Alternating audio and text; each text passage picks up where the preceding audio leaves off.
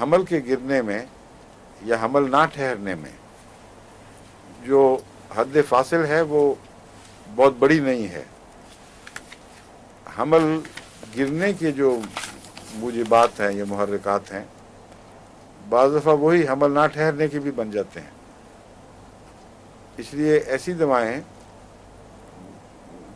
وہاں بھی استعمال کر کے دیکھنی چاہیے جہاں بچہ ہوتا ہی نہ ہو، اور وہاں بھی ان کا تجربہ کرنا چاہیے،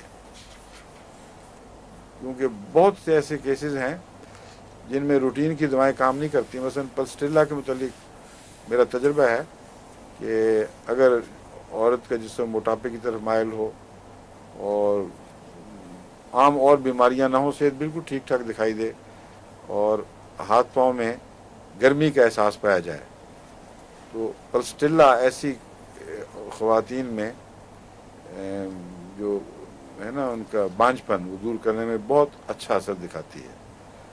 لیکن بعض جگہ اس کی پرسنٹ زیادہ ہے، بعض جگہ کم ہے. پاکستان میں میرے تجربے میں جو پلسٹیلا کے کیسز آتے تھے وہ مثلاً قریباً 25-30% عورتیں بھی فائدہ اٹھاتی تھیں اس سے، اور یورپ میں اور امریکہ کے مریضوں میں بہت کم تعداد ہے، ان کو دوسری دوائیں دینی پڑتی ہیں پھر.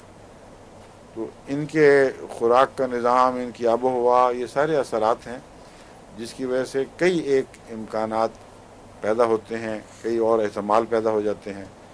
اس لیے بانجھ پن کے لیے بہت ہی زیادہ گہری تحقیق کی ضرورت ہے اور فائدہ مند چیزوں کو ایک دوسرے سے ایکسچینج کرنے کی ضرورت ہے. تو جن کے تجربے میں کوئی دعائیں ہیں وہ ان کو چاہیے کہ وہ مجھے بتائیں.